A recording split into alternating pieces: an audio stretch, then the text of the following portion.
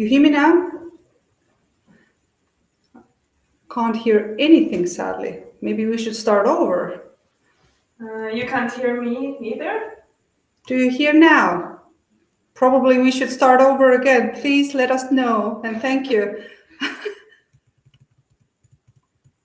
Do you hear us? Oh! Whoop. Yeah, let's try again. Thank you so much. We were muted, so let's try it again. But I closed mine. Mm-hmm. Okay, should I start over? Yes. Okay, hi everyone, this is Mari-Liis. And if we haven't met yet, I'm the founder of Powerful Marketers Hub, and I'm the author of The Greatest Marketer of the World, the book that will be launched this year. And I was just saying that I have spent years helping marketers and businesses to work smarter, not harder in marketing. And one thing I have seen is how deeply connected marketing and recruitment actually are, which is why I'm very excited to have this conversation here today. Yes, and thank you so much from my side. My name is Laura. I'm the host of this LinkedIn Live. This is my second one after all, the first one with the guest. I'm so excited to have Mari-Liis here. And thank you for everybody who notified us about this little technical thing. So now you can hear us, and let's go into the topic. So we have actually spoken with Mari-Liis once before about how marketing and recruitment are kind of two sides of the same coin. But we will bring some practical examples today and share some of our tips that we have picked up along the way. And yeah, I guess the first thing is to discuss why it's even important. So marketing as well as recruitment, they are both like just basically expenses in your Excel sheet if you're a business owner or if you look at the accounting side of it. But actually, it is a really big investment as well, and it can bring back a lot.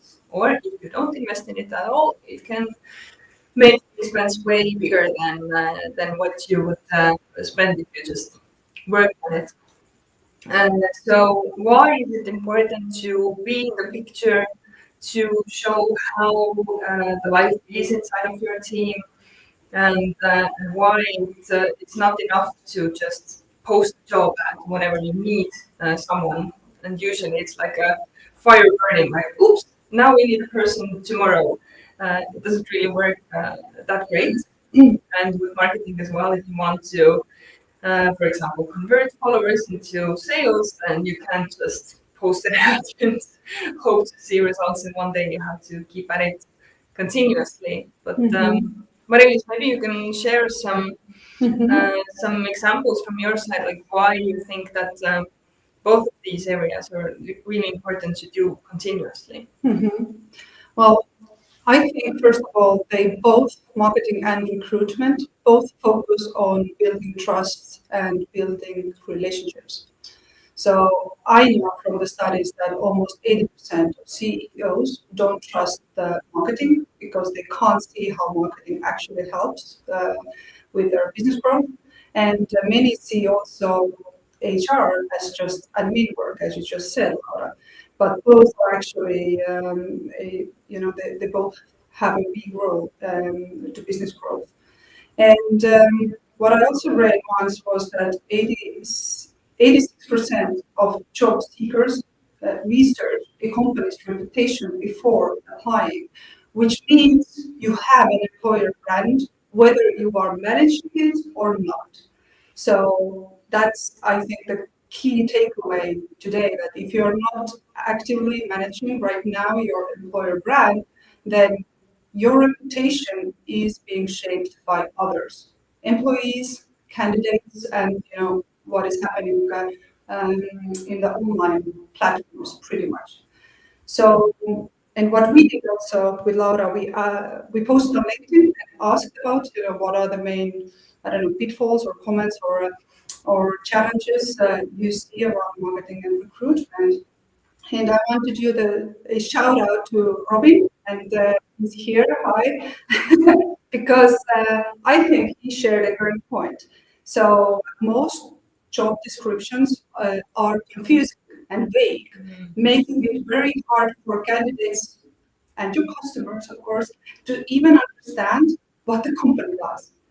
So I think the problem is that we overcomplicate job descriptions, and probably candidates end up with unrealistic expectations, or the company might even lose out this potential talent because the job posting does not clearly communicate the role and the workplace culture. This is such a good point.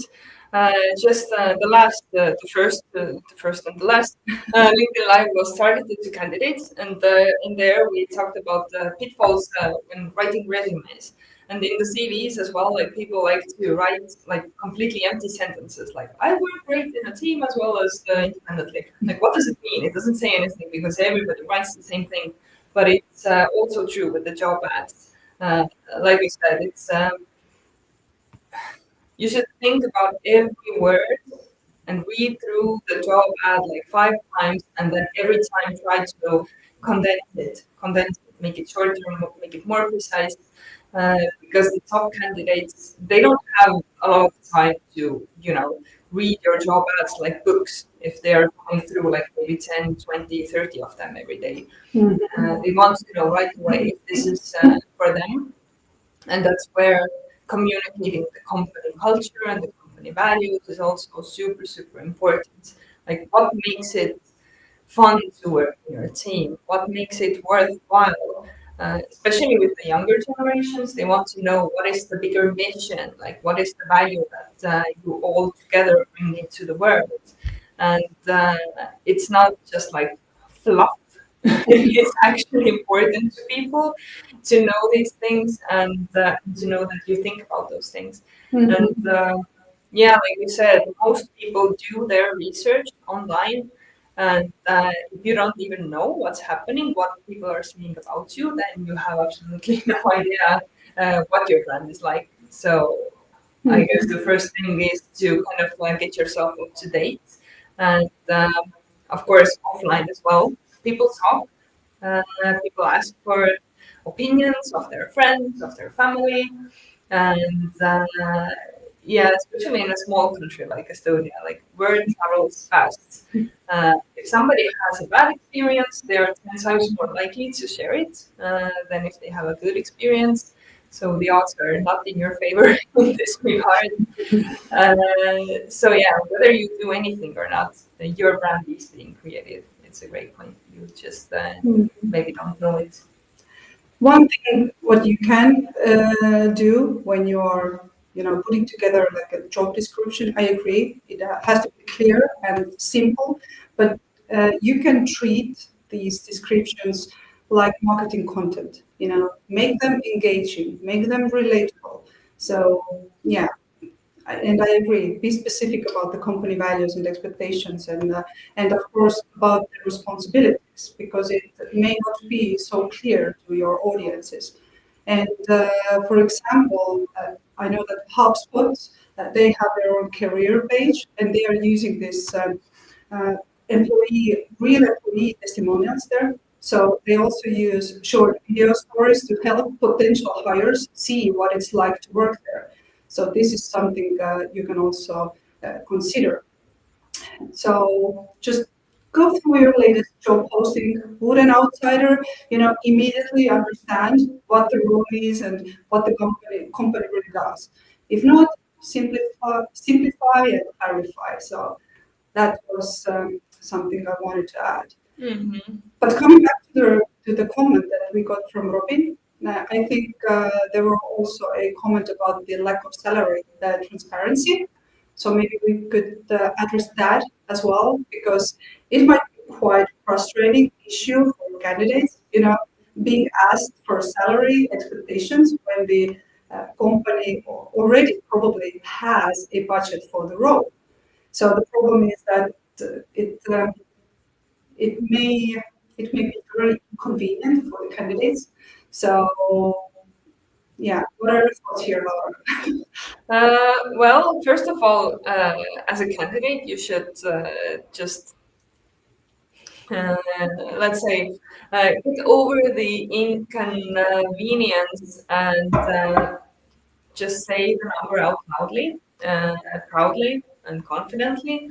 But transparency is super important. Usually, what I advise to my clients is to put the salary up if if they don't have like a super big reason why they shouldn't do it. And usually it's not like a concrete number, it's some kind of range. The risk with adding the range is that the candidates always hope that they are going to get the highest number, and nobody wants to get the lower end of the range. So that's why, again, like super clear communication is good. So it would make sense to actually say whether in the job ad or in the very first interview, like why the range is the way that it is, and which type of candidates would be on the lower end, which candidates would be on the higher end, and why. So if you have someone who maybe at the end of the process wins the job, but they don't have that many experiences. Maybe you need to train them a little bit more, so they would be on the lower end of that range. They know it already. It's not like a last minute surprise for them. So they're not gonna figure out when they come to sign the contract that, oh, but I was hoping for the higher salary number. Like, why is it lower? You have to be really upfront and clear about those things. I agree that both sides should be transparent about salary range, but ranges even.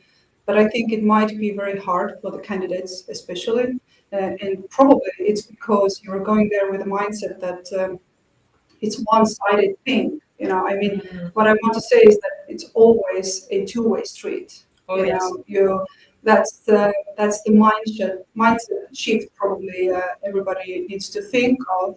But when you were mentioning about the range, I think that is a good idea, because if you don't want to include an exact number, then you can mention that it's in line, let's say, with a national average, or with the expertise level, which is like some average, so you can provide this range. Yeah. And probably we shouldn't focus not just numbers, but of course for the candidate it is very important. And it might happen that when you are hiding the salary details, it might help or hurt your recruitment process.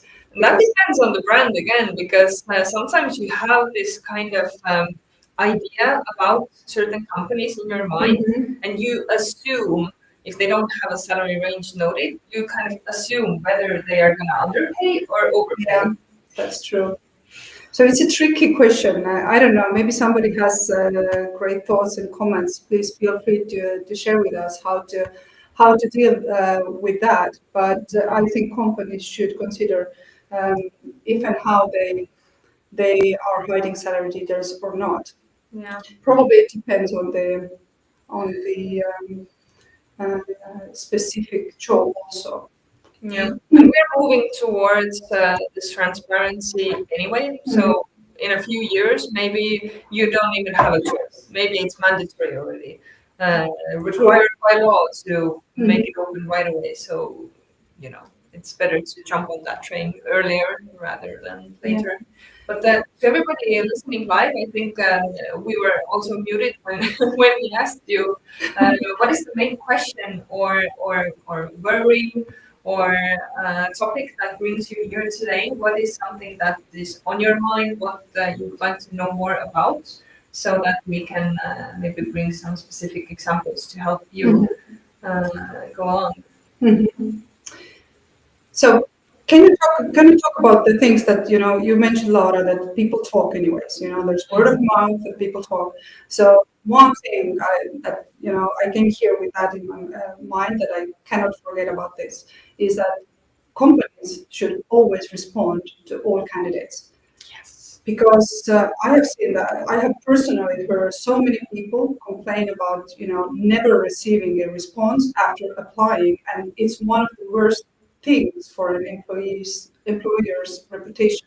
Mm-hmm.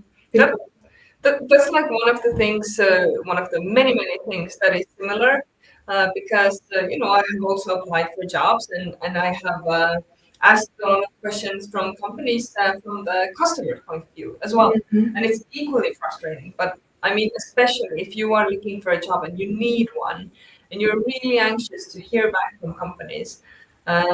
It is so frustrating to not hear anything back, even if it's like just an automated response, no specific feedback, just like thank you, this time it's a no. It's so much better to just get the no and you get to move on. And the same thing as a customer as well. Like from a marketing perspective, now of course a lot of companies have started to use like the chatbots and whatnot, but still you need to have like an actual person to make sure that every customer question gets a response. And it can be quite tricky because you have ads on social media, you have them in different platforms, you have them somewhere maybe offline as well, and so on and so forth. It's a lot of places to check, but that's why a good process, a good system is something that helps you a lot to make sure that nobody falls through the cracks, as they say. Because even this one person, if you have like 100 people who you respond to, and you have this one person who doesn't receive an answer, this one person can still go and share their frustrations all over town, and your reputation is still going to suffer, and they will have a bad experience, even though you didn't plan it that way. So we have helped some companies to hire marketers, and what we have always done is that we have said always that responding to candidates is part of your employer branding already. If someone applies and never hears back, it really reflects poorly on your company. And for example, you should always stick to deadlines as well. For an efficient and structured hiring process, uh, first set the clear timeframes for yourself and also for the candidates so that they will know what to expect, right? So, for example, you can say that the first month is where we share information and we collect those applications. Then, let's say we will have another 2 weeks to review all the applications and candidates. And then on week 6, let's say, you can expect that we will respond to candidates who are not with who we are not moving forward, probably. Yeah. So, and what we have done, we usually prepare those template responses to notify candidates, so it's very easy to do. And of course, we are always using the BCC line of the emails to protect the privacy and all of that. But at least you can send 4 responses at once, and you are done with that. And the way we have continued is that once you have this short list now, you can decide whether to conduct one-on-one interviews or continue with group interviews. Because we have worked with group interviews, and it can be a great time saver, especially for first round screening, because you can, for example, if you take, I don't know, 5 candidates for a group interview, you can conduct 2 interviews, and you have already this first impression of the 10 candidates. And then out of this, you will select, 2 or 3 candidates with whom you will have those one-on-one meetings, and then you can make a final decision efficiently without unnecessary delays or anything. So we have successfully implemented this for several companies, and it really works really well, I would say. Yeah. Oh, I love group interviews so much. I think this might be like a totally separate topic that we can cover someday about how to do them and what are like the different options. If you're interested, let me know. Um, because yeah, there's like a lot of misconceptions about group interviews, and people kind of, I think, fear them a little bit. But let's come back to the bigger picture of the employer brand. Like, what is it even? I have like attended some great trainings on this topic as well, and and it's not really clear like what it is. And for example, Mari-Liis, you said that even the way that you respond or the fact like whether you do respond or you don't, this is part of the employer brand. But I want to ask the people here live if you can maybe, in your words, just write to us what do you think employer branding even means? Like, what is the employer brand? What is it for you? Because it's really a lot of things. And I would love to hear yeah, a what lot of people things for different people. So one word maybe, or one sentence. Oh, that's a challenge. I know it's hard. Yeah. So in the meantime, I think that there's a lot of uh, people are not clear about what is even marketing meaning. So if we talk about branding, it's even more vague. So people do not understand it very well, and I get this because I think that mm, I lost my thought, but I want to say that if you ask anybody, what is the finance people doing, then we know that they are managing our money in the company, right? And if we ask what a salesperson does, they bring in revenue, right? But what is HR doing? What is marketing doing? It's so vague. Yeah. It's like everything and nothing at the same time. Yeah. Do we have any comments? I don't see right now, but let us know if you have any thoughts about this. I know it's a tough nut in the afternoon, but maybe we can go kind of just like step by step and bring some more examples. Even if you're not recruiting, what can you do right now?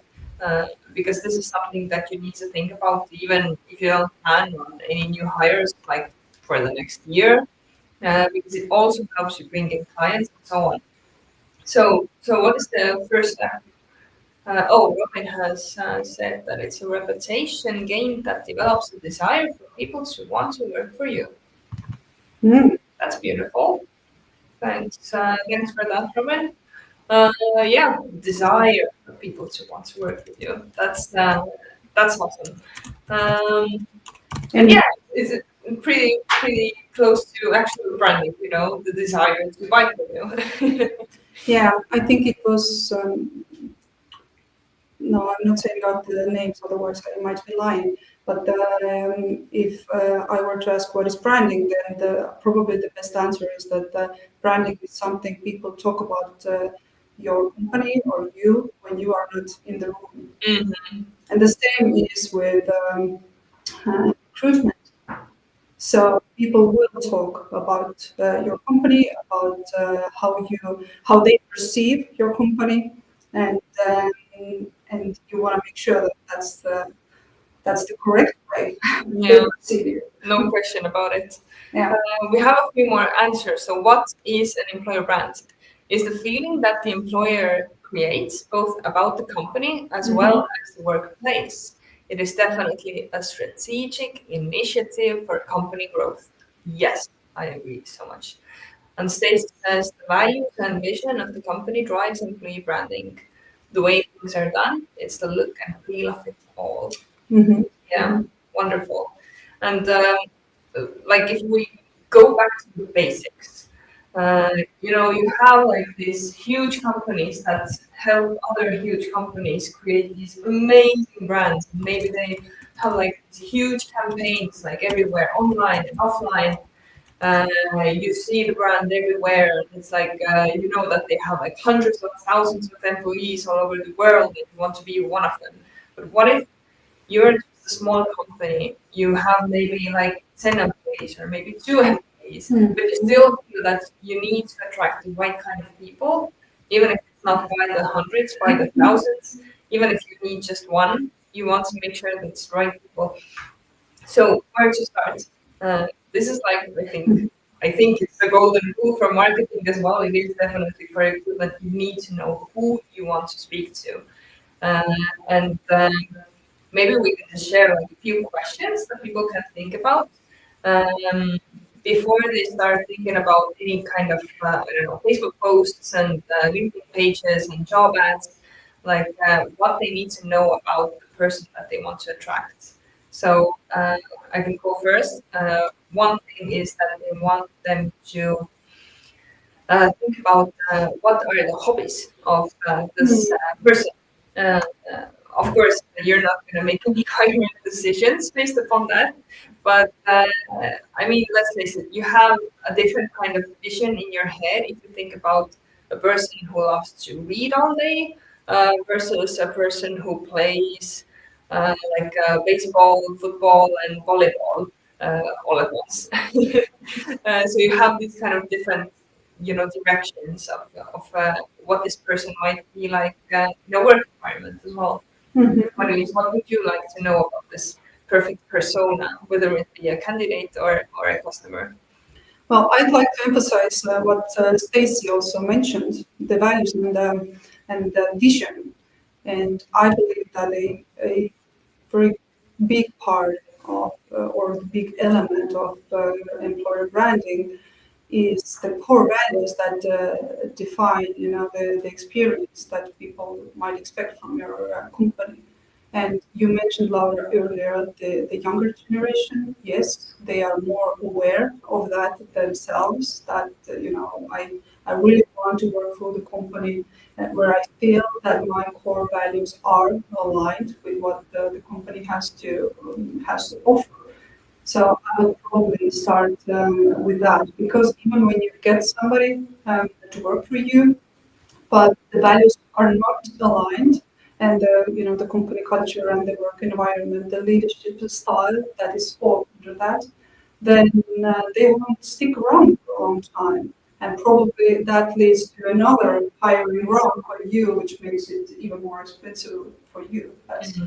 So, Yeah, I do agree. mhm. Yeah. So Next question. Or yeah, let's take the next question. Again, like the values and vision, and just like creating this Mhm. imaginary person. It's already a lot to do, and it's something that I recommend to do together with your team if you have one. Not do it all alone. Mhm. To hear from input. But yeah, talking about teams, uh, how you communicate every day with the employees that you already have is also super important. So from a recruitment perspective, again, if your team members are happy with their job, if they are happy with your leadership, if they like what they do, if they like the way that you treat them, the way that you communicate, the way that you problem solve, then they're going to talk to their close ones.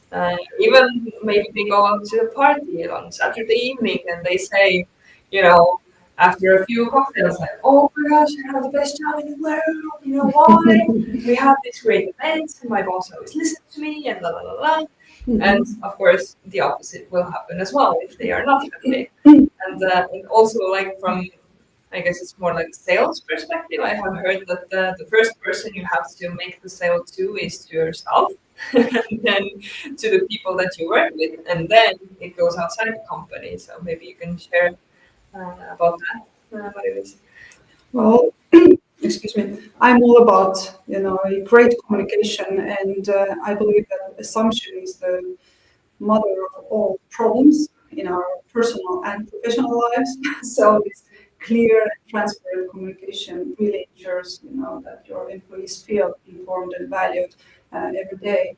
But I'd also maybe like to emphasize um, what is it exactly that you are communicating externally.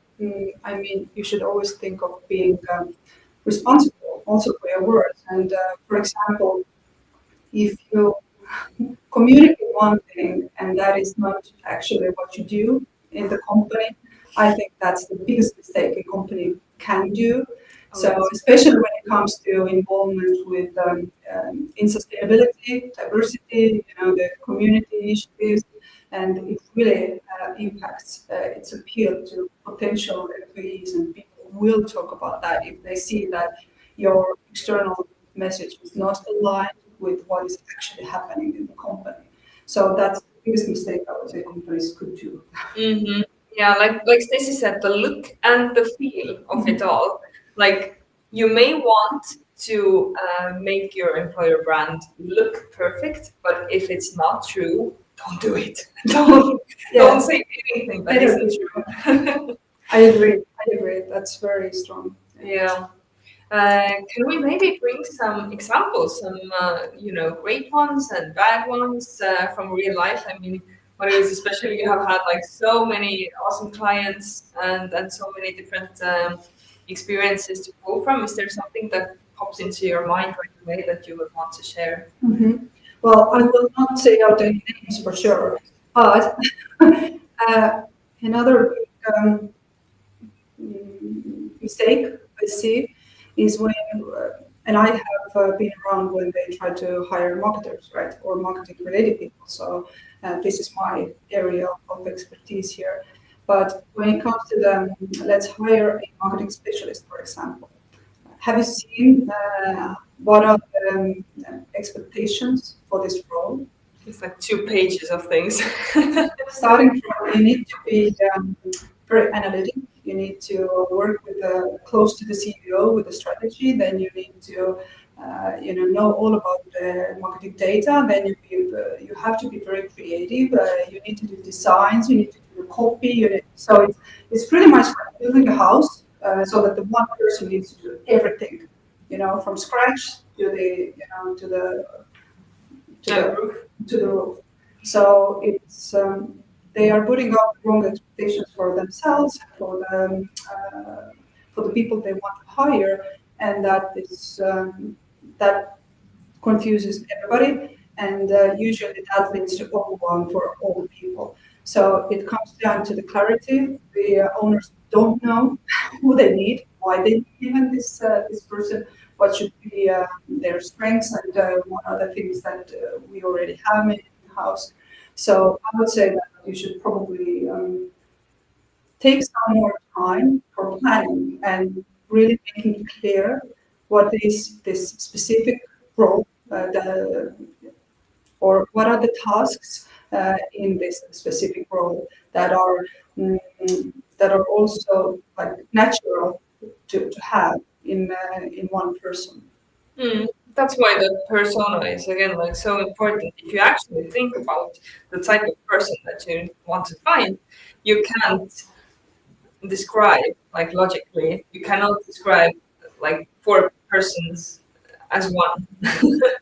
That's why when you hire people into your team, it's good to use some kind of personality testing as well to see that all of these people are not the exact same type. That you have one person who is analytical, and you have one that is a super good communicator, and then you have a third one who is super creative, and so on. It's not realistic to hope to find everything in one person. And when I mentioned at first that with nearly 80% of executives reportedly lacking trust in marketing, right? Working with clear metrics, can really help them, and working with clarity here will help them. But the problem is that business leaders don't understand what marketing actually does for the business. So I can bring this example. This is also in my upcoming book, by the way. So consider this simple breakdown. For example, if you need to organize a business event in your town, okay? So think of it right now. Then you probably want to use, I don't know, banners to promote an event. So that's advertising. Then you think, oh, we should put ads on the bus. Now that's promotion. And if you think, okay, maybe we should put something to a local newspaper, then this is publicity. And if you are able to engage the media to cover it, that's PR, right? Then moving on, if you discuss these event benefits one-on-one with somebody, that's sales, right? You're already selling something. Maybe you're sending follow-up emails. That's email marketing and client service, right? Because they need to know what is going on. Then you probably put out some social media posts about this event. Well, that's social media marketing. And if your customers, let's say, spread word themselves, that's word of mouth marketing, our favorite. What else? You need to probably optimize your website to appear in search results. Well, that's SEO, right? Social media optimization. Then you think, okay, probably we should run some paid ads on Google or on social media. Well, that's PPC, paid per click advertising.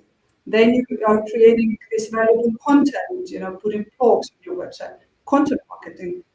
So then, after all of this, you need to track the results and all these efforts. So that's metrics, that's analytics. And if you planned and executed everything together, well done, that's marketing. So I think it all comes down to the fact that we actually don't understand what marketing is. So I would say that marketing has a branding problem itself. Yeah. And of course, we have like the employer brand, but also people want to communicate with other people. So a personal brand is also super important.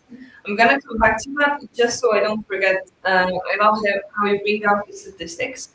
One thing that we have talked about again, like why this is even important, is that studies have shown if you hire the wrong person, it's not just a nuisance. It can cost up to 2.5 of their yearly salaries in direct costs, as well as the indirect costs. Someone has to train them. Someone has to do all of this admin work.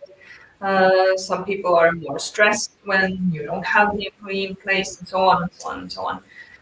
So it is a big cost, if you have a salary right now, maybe you can check from the salary calculator. First of all, what you have, a net salary is one number, but what the company actually pays for you, along with the taxes, is a lot bigger.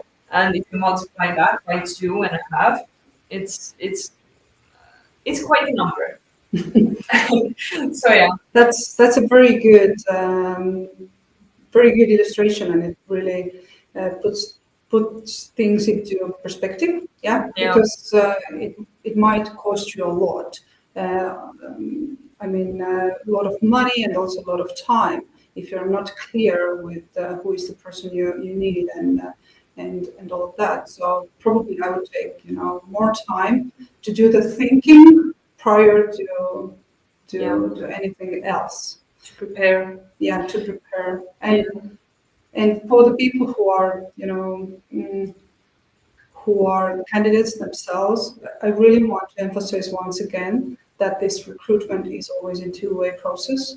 Oftentimes we are too afraid.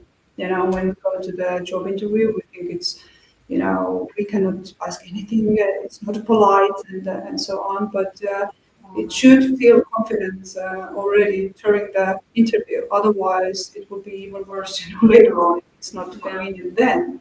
And I always recommend that you have to ask some questions, because otherwise, like, are you even interested? Yep, that might also happen. That's true. So you need to be engaged, that's for sure. And don't be afraid to ask whether it's company culture, the values we mentioned, or even the leadership style, or team dynamics, or maybe you want to know, how often do you have team meetings? If I don't know, if the management team is actually, clear about what the company is doing here, even what are the goals for this year, for 5 years. So it's not just nice to have. These are the questions that you probably, pick some values from the questions that will resonate with what you are looking for. And by the end of the day, the real question for you is, who are you giving your most valuable asset and that's time. So make sure you choose the right workplace, and because it's just as important as the company choosing the right candidate. Yeah, it is. It's a two-way street. I absolutely agree. Crystal says how company employees are the ambassadors of the values and vision. That is so true. So that brings me back to the personal branding as well, which is actually absolutely a big part of the employer brand as well. So even if your company is just you at the moment, and you don't have a team, then your personal brand is super tied to the company brand. And even if you have like hundreds of employees, then still these employees, they should have some kind of uh, thought put into their own personal plans. So it can be as simple as just using like polite photos online and not posting like super raunchy going out photos. If they have, for example, like a corporate job, it doesn't really mesh well with the corporate values. Of course, you cannot write like this really strict guidelines. Everybody is their own person. They are allowed to share online whatever they want, but it's something that we should think about and we should talk about as well. Kind of just to guide people because it's still like quite new. For example, like posting on LinkedIn and finding jobs on LinkedIn, it's still kind of new to a lot of people, and they don't know what is okay and what kind of influences your personal brand as well. So if you have your employees, it's totally okay to kind of train them a little bit. Tell them, it's good for you as well. Like in the future, if you want to switch jobs, it's bound to happen someday. They're not going to stay with you forever. You might as well support them right away. You can tell them, if you post valuable content about your job right now with me, with this team, it shows you as a professional. And in the future, if you want to change jobs, for example, then your future employer is going to see like, oh, look at them. They were such a great ambassador to their previous employer. Maybe they're going to be like a great asset to me as well. So it's really like a win-win. You don't have to hide your employees, and the employees don't have to shy away from that as well. But the main thing is that you cannot force anybody. If they don't want to say anything, if they don't want to share anything, you cannot make them. I agree, and it definitely will build trust, and it will attract talent. And of course, by the end of the day, it will strengthen your brand reputation if actually your employees are your ambassadors. But I agree with you, Laura, that oftentimes companies just don't know how to do that.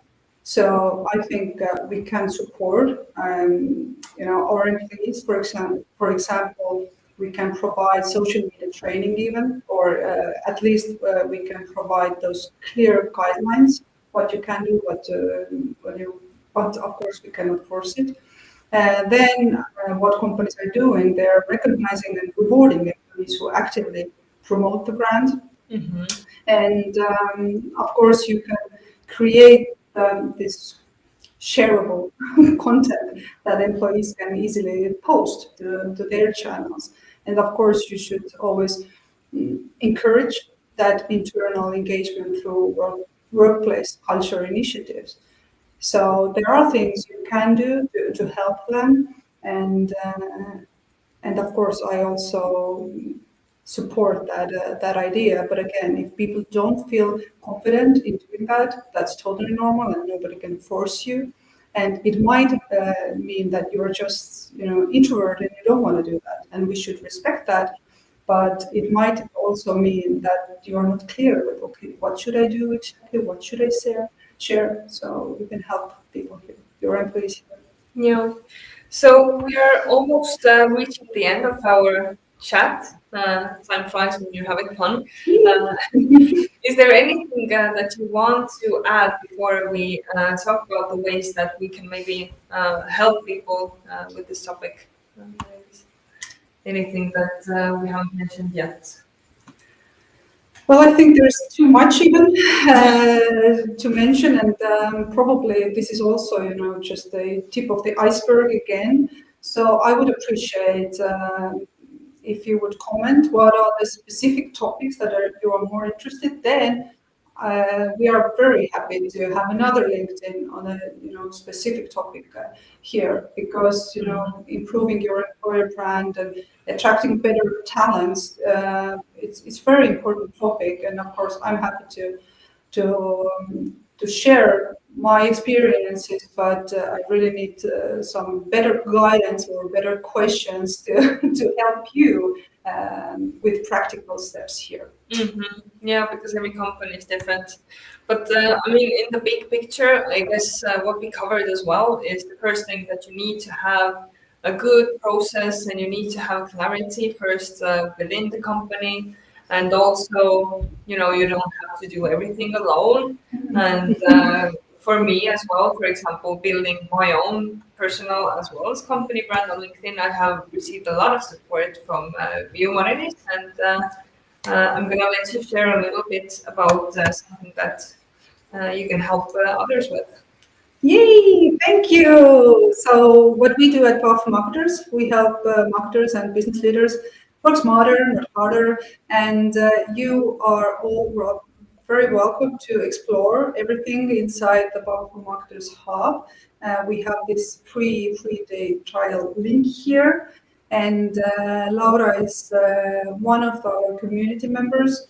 So if this conversation gave you some new ideas or inspiration, I really hope to continue the discussion inside the hub. I am there, Laura is there, other marketers are there, and we are so happy to share, all the processes that we use when we help to recruit marketers. So I hope to see you inside the Powerful Marketers Hub. Yeah, and not only when you're recruiting or not recruiting, even just like everyday marketing things, as Mari-Liis made it very clear, it's like so many different things that you cannot be a specialist in all of those, or you would be a superhuman. But if you are thinking about growing your team and it's more relevant for you today. So I want to share a free guide from my side that helps you to get like really clear, simple, actionable steps that you can start with. And it goes through the same things that we mentioned here, as well as some other things that we didn't have time to mention. And yeah, if you click on those links before the end of the week, then I have a special surprise for you as well. So you're gonna have a very busy end of the week. You can go and hang out in the marketing hub, and you can start with your employer branding, baby steps, and yeah, there's of course always good to chat with you on LinkedIn and continue the conversation. I'm sure that other people who are watching us later are gonna have their thoughts as well, and it is such a big topic, so there's a lot to discuss. But do we have any questions? Nope, I cannot see.